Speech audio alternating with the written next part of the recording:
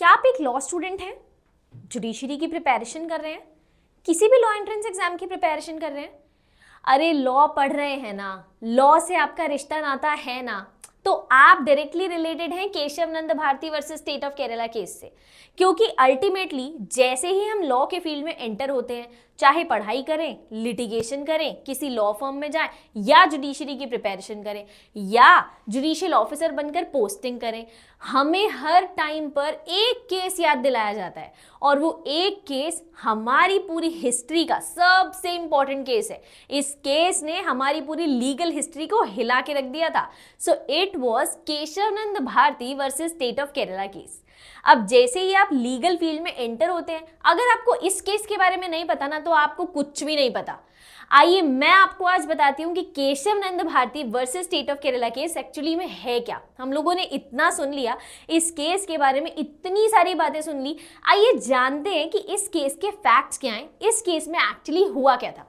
So today you are here at St. Peter's Law Academy and I am Siddhi and I am going to tell you every minute detail about Keshav Nand Bharati case. आइए start करते हैं।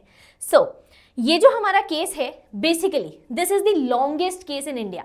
मैंने आपके लिए छोटे छोटे से ऐसे पॉइंट्स बना दिए हैं, टेबल्स बनाई हैं, चार्ट्स बनाए हैं।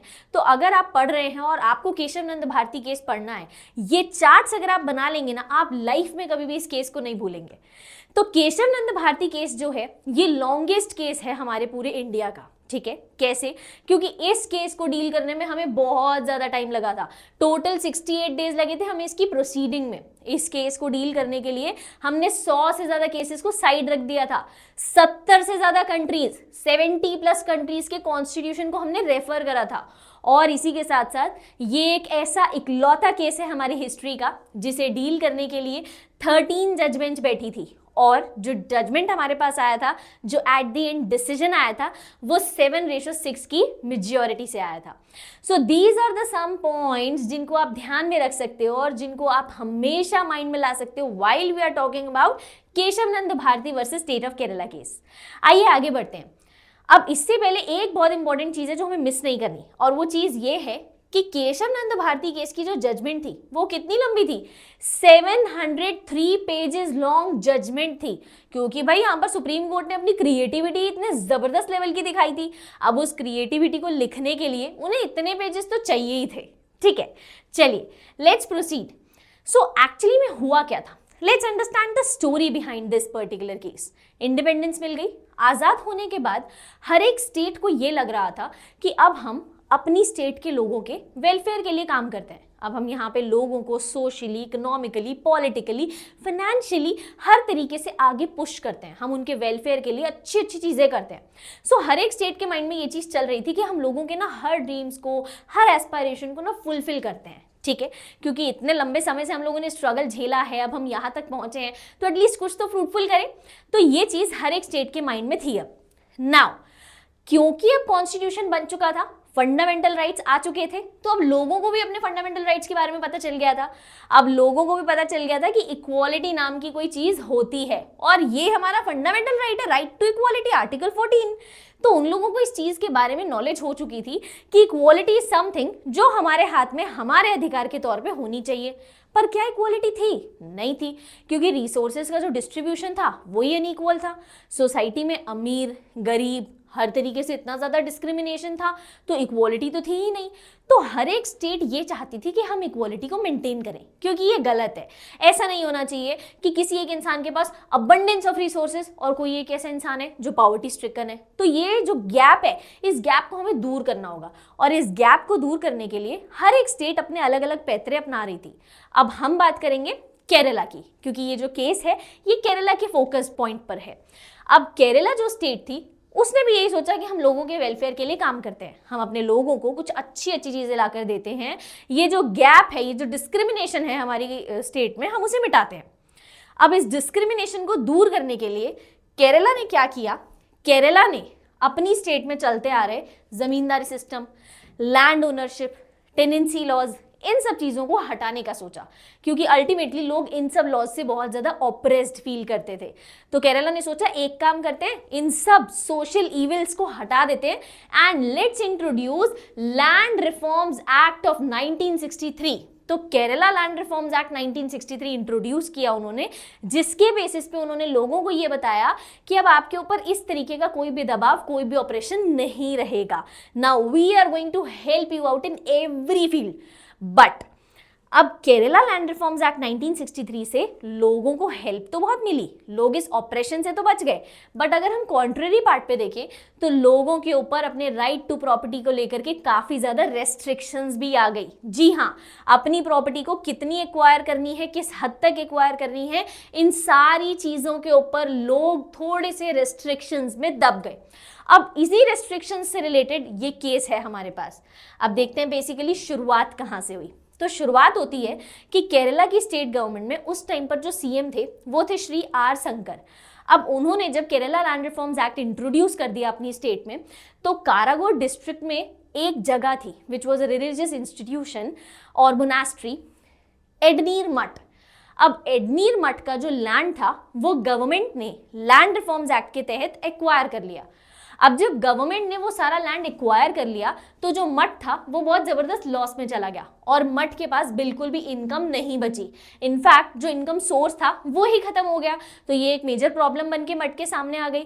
और मठ के हेड कौन थे? श्री केशव नंद भारती। जी हाँ, यही थे वो एमिनेंट पर्सनालिटी जिन्होंने यहाँ से शुरुआत करी लैंड रिफॉर्म्स एक्ट के अगेंस्ट आवाज उठाने की। अब श्री केशव नंद भारती ने ये आवाज उठाई कि ये गलत है, क्योंकि लैंड रिफॉर्म्स एक्ट आने की वजह से मठ की जो प्रॉपर्टी एक्वायर कर ली गवर्नमेंट ने, उससे हमारा जो प्रॉपर्टी में अधिकार था वो छिन गया, हमारी इनकम चली गई। तो ऐसा स्टेट नहीं कर सकती। उन्होंने इस केस को इनिशिएट किया और उनकी तरफ से ये केस किसने प्रेजेंट करा? नाना भाई पालकीवाला, वेरी एमिनेंट लॉयर। तो उन्होंने ये केस प्रेजेंट करा from the side of petitioner. Now moving ahead, land reforms act की वजह से कुछ रेस्ट्रिक्शंस आ गई और वो जो रेस्ट्रिक्शंस थी वो थी राइट टू प्रॉपर्टी को लेकर के। अब लोगों को इस चीज से होने लगी प्रॉब्लम और इन्हीं चीजों को देखते हुए मार्च 1970 में केशव नंद Bharati, let's use short form, Keshav नंद भारती ने एक रिट पिटिशन फाइल कर दिया सुप्रीम कोर्ट में।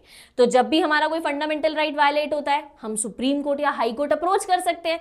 तो सुप्रीम कोर्ट हम अप्रोच कर सकते हैं अकॉर्डिंग टू आर्टिकल 32। तो यही चीज करी केशव नंद भारती ने। इन्होंने रिट पिटिशन फाइल करा सुप्रीम कोर्ट में अकॉर्डिंग टू आर्टिकल 32 और ये बोला कि ये जो लैंड रिफॉर्म्स एक्ट केरला ने निकाला है ये बिल्कुल गलत है। I want to challenge it, क्योंकि इसकी वजह से मेरा जो राइट टू प्रॉपर्टी है वो वायलेट हो रहा है। इसी के साथ साथ उन्होंने ये बोला कि मेरे काफी सारे फंडामेंटल राइट्स को ये पर्टिकुलर एक्ट वायलेट करता है, आर्टिकल 14, 19F, 25, 26। तो मेरे पास फंडामेंटल राइट्स को एंजॉय करने का अधिकार है कि नहीं, कि कोई भी एक्ट आएगा और मेरे फंडामेंटल राइट्स को वायलेट कर देगा? ये तो गलत है, ऐसा नहीं होना चाहिए। अब इसके बाद सुप्रीम कोर्ट ऐसे केसेस से भरा हुआ था। यस माय डियर स्टूडेंट्स, जिस टाइम पर केशव नंद भारती ये रिट पिटिशन लेकर के सुप्रीम कोर्ट पहुंचे, उस टाइम पर तो ऑलरेडी सुप्रीम कोर्ट चारों तरफ से ऐसे ही केसेस से घिरा हुआ था। और उसमें से एक केस था Golaknath versus state of Punjab. तो ये केस भी बहुत ज्यादा हिट लिस्ट में था, आज तक भी हिट लिस्ट में है। केशव नंद Bharati versus state of Kerala में 13 जज बेंच बैठी थी, इस केस में 11 जज बेंच बैठी थी। तो अब बेसिकली इस केस का भी थोड़ा बहुत रोल केशव नंद भारती केस में आ गया। देखते हैं कैसे। हम लोगों ने क्या देखा कि ये जो सुप्रीम कोर्ट के सामने मल्टीपल केसेस आ रखे थे, केशव नंद भारती का जो केस अगेन आया, इन सब केसेस में हम एक तोड़ पे पहुंच पाए और वो तोड़ ये था कि अल्टीमेटली दो तरफ से एक वॉर चल रहा था। अब वो वॉर किस किस के बीच में था? वो वॉर था पार्लियामेंट और सुप्रीम कोर्ट के बीच में। कैसे, किस बात पे? पार्लियामेंट का कहना यह था कि आर्टिकल 368 है ना कॉन्स्टिट्यूशन में, वो हमें यह अधिकार देता है कि हम जैसे चाहें, जब चाहें और जितनी चाहें कॉन्स्टिट्यूशन में अमेंडमेंट कर सकते हैं। वहीं सुप्रीम कोर्ट का कहना था नहीं मिस्टर, ऐसा नहीं हो सकता है। सुप्रीम कोर्ट ने इस पर्टिकुलर पॉइंट का आंसर दिया गोलकनाथ केस में, जहां उन्होंने ये बोला कि अगर आपको ऐसा लगता है तो आपको बहुत गलत लगता है, and let us answer you. हम आपके इस पर्टिकुलर पावर जो आपको 368 में मिली हुई है कि आप अमेंडमेंट कर सकते हैं कुछ भी, कोई भी प्रोविजन, उसके ऊपर रेस्ट्रिक्शंस लगाते हैं। अब रेस्ट्रिक्शन तो किसी को भी पसंद नहीं आती, केशव नंद भारती को भी नहीं पसंद आई, पार्लियामेंट को भी नहीं पसंद आई। अब देखते हैं पार्लियामेंट ने इन रेस्ट्रिक्शंस का जवाब कैसे दिया। So ultimately what parliament did, parliament ने 3 इंपॉर्टेंट अमेंडमेंट्स इंट्रोड्यूस कर दी। पार्लियामेंट ने बोला मैं इन 3 अमेंडमेंट्स को इंट्रोड्यूस करता हूं, आपने जितनी रेस्ट्रिक्शंस लगानी है लगाओ। बेसिकली सुप्रीम कोर्ट और पार्लियामेंट के बीच में कोल्ड वॉर चल रहा था और दोनों एक दूसरे को अपने अपने एक्शंस के थ्रू जवाब देते जा रहे थे। अब पार्लियामेंट ने 3 अमेंडमेंट्स इंट्रोड्यूस कर दी। 24th अमेंडमेंट में बोला कि हमारे पास कॉन्स्टिट्यूशन के किसी भी प्रोविजन को अमेंड करने का अधिकार है। किसी भी प्रोविजन मतलब फंडामेंटल राइट्स भी आ गए, तो उन्होंने ये चीज क्लियरली बोल दी कि हमारे पास फंडामेंटल राइट्स को भी अमेंड करने का अधिकार है। अब 25th अमेंडमेंट में उन्होंने क्या बोला, राइट टू प्रॉपर्टी को कर्टेल किया जा सकता है। तो उन्होंने सुप्रीम कोर्ट को करारा जवाब दिया कि आप केशव नंद भारती या और किसी इंसान की ज्यादा तरफदारी ना करें, राइट टू प्रॉपर्टी को कर्टेल करना हमारा अधिकार है। हमने ही तो उन्हें राइट दिया है ना, हम उनका ये राइट कर्टेल भी कर सकते हैं और पब्लिक की नेसेसिटी के लिए किसी की भी प्राइवेट प्रॉपर्टी को एक्वायर किया जा सकता है। और उस प्राइवेट पर्सन को कितना कॉम्पनसेशन देना है नहीं देना है, ये सारा काम पार्लियामेंट का है। तो सुप्रीम कोर्ट इसमें इंटरफेयर ना करें। इसके बाद 29th अमेंडमेंट में उन्होंने क्या बोला कि लैंड रिफॉर्म्स एक्ट को हम शिफ्ट कर रहे हैं 9th शेड्यूल में। अब भैया ये 9th शेड्यूल क्या वाला है, एक्चुअली कॉन्स्टिट्यूशन में कुछ शेड्यूल्स होते हैं।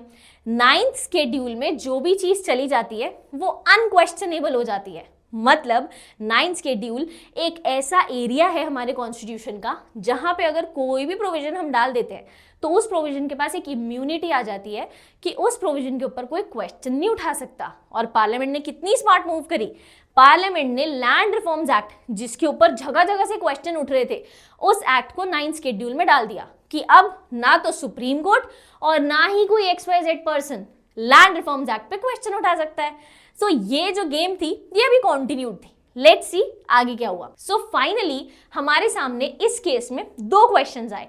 पहला सवाल ये था कि क्या पार्लियामेंट के पास कॉन्स्टिट्यूशन के किसी भी प्रोविजन, लेट्स से हमारा मेन मुद्दा है फंडामेंटल राइट्स, क्या पार्लियामेंट के पास फंडामेंटल राइट्स को अमेंड करने का अधिकार है।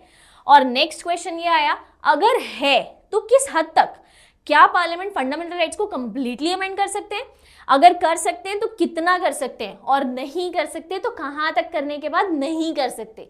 ये चीजें अब हम सबको जाननी थी। अब इसके बाद हमें इस चीज का आंसर कैसे मिला, हमें आंसर अल्टीमेटली मिलता है इन लोगों के प्रेजेंट किए गए फैक्ट से।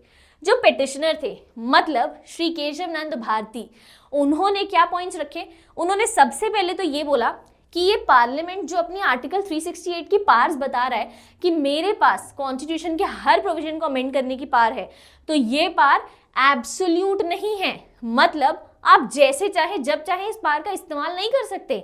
ये पावर लिमिटेड है, रेस्ट्रिक्टेड है, आपको चीजों का ध्यान रख के इस पावर को यूज करना है। सेकेंड पॉइंट पेटिशनर ने क्या बोला, फंडामेंटल राइट्स जो हमारे पास है ना, वो लोगों के प्रोटेक्शन के लिए, ना ही उनको वायलेट करके लोगों को तंग करने के लिए। एंड नेक्स्ट थिंग उन्होंने ये बोली कि 24th और 25th अमेंडमेंट जो है वो फंडामेंटल राइट्स को कर्टेल करती है। तो इस तरीके की अमेंडमेंट्स नहीं होनी चाहिए, बिकॉज अल्टीमेटली जो सिटीजन्स हैं वो ये एक्सपेक्ट करते हैं अपने कॉन्स्टिट्यूशन से कि कॉन्स्टिट्यूशन हमारी रक्षा करे। और अगर कॉन्स्टिट्यूशन को अमेंड करने की पावर्स पार्लियामेंट के हाथ में है तो पार्लियामेंट के ऊपर, पार्लियामेंट के शोल्डर्स के ऊपर ये रिस्पॉन्सिबिलिटी आ जाती है कि वो लोगों को प्रोटेक्ट करे। नाउ अब जब हमने पेटिशनर की बात सुन ली है तो एक अच्छा जज तो वही होता है जो दोनों तरफ बातें सुनने के बाद फैसला ले। अब रिस्पोंडेंट की बात भी सुन लेते हैं। तो रिस्पोंडेंट ने क्या बोला कि सबसे पहली बात तो हमें मत सिखाओ, हमने कह दिया कि पार्लियामेंट के पास अनलिमिटेड अमेंडिंग पावर्स हैं तो हैं। पार्लियामेंट के पास आर्टिकल 368 में कॉन्स्टिट्यूशन के हर प्रोविजन को अमेंड करने की पावर है। नेक्स्ट उन्होंने ये बात बोली कि पार्लियामेंट के पास पावर्स हैं कि आपके फंडामेंटल राइट्स के ऊपर, जो कुछ बेसिक फंडामेंटल राइट्स हैं, उन पे अगर रीजनेबल रेस्ट्रिक्शन लगानी हो तो हम वो लगा सकते हैं। Nobody can stop us.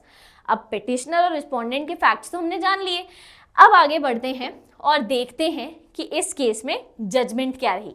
So ultimately जैसा मैंने आपको बताया कि इस केस की जजमेंट बहुत लंबी थी, 13 जजमेंट्स ने बैठ के 7:6 की मेजोरिटी से जो जजमेंट दी उसे जानते हैं।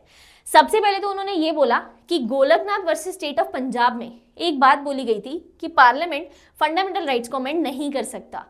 तो सुप्रीम कोर्ट ने सबसे पहले केशवनंद भारती केस में ये बोला कि ये जो डिसीजन गोलकनाथ केस में आया था ये डिसीजन गलत है और हम इसे ओवररूल करते हैं। प्लस उन्होंने ये बोला कि 24th अमेंडमेंट जो है वो वैलिड है। और भाई पार्लियामेंट तो खुश, पार्लियामेंट ने कहा वाओ सुप्रीम कोर्ट को क्या हो गया, हमारी तरफदारी कर रहा है, सारी बातें हमारी मान रहा है। चलो आगे देखते हैं।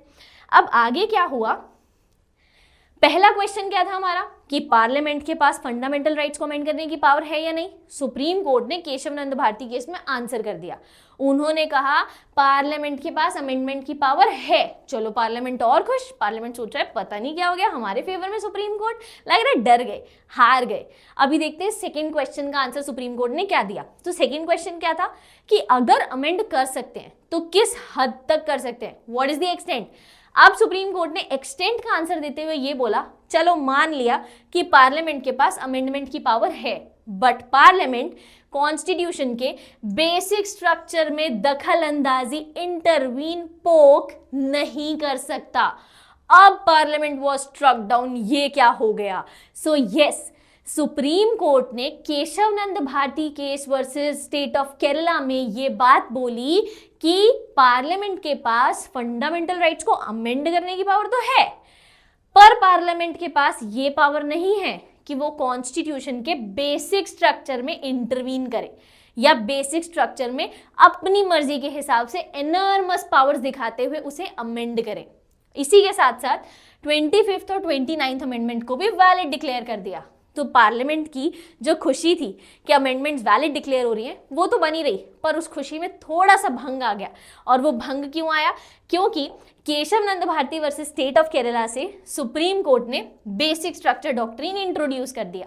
सो अल्टीमेटली 24 अप्रैल 1973 को आने वाला ये जजमेंट ये कहता है कि जो आप लोग 9th शेड्यूल की बात कर रहे हो ना, जिस 9th शेड्यूल में जाने के बाद चीजें अनक्वेश्चनेबल बन जाती हैं, अगर वो चीजें फंडामेंटल राइट्स के अगेंस्ट होंगी ना तो जुडिशियल रिव्यू उन पर भी हो सकता है, जुडिशरी वहां पर भी देखेगा। पर कुल मिला के मुद्दा क्या है, फंडामेंटल राइट्स के साथ छेड़खानी नहीं होने देंगे। इसीलिए तो हम लोग बोलते हैं supreme court is the guarantor and protector of our fundamental rights. I hope अब आप लोगों को Kesavananda Bharati versus state of Kerala अच्छे से क्लियर हो गया होगा। चलिए बने रहिए मेरे साथ आगे और ऐसे ही केसेस के लिए और इंपॉर्टेंट एंड इंटरेस्टिंग फैक्ट्स के लिए। Stay tuned.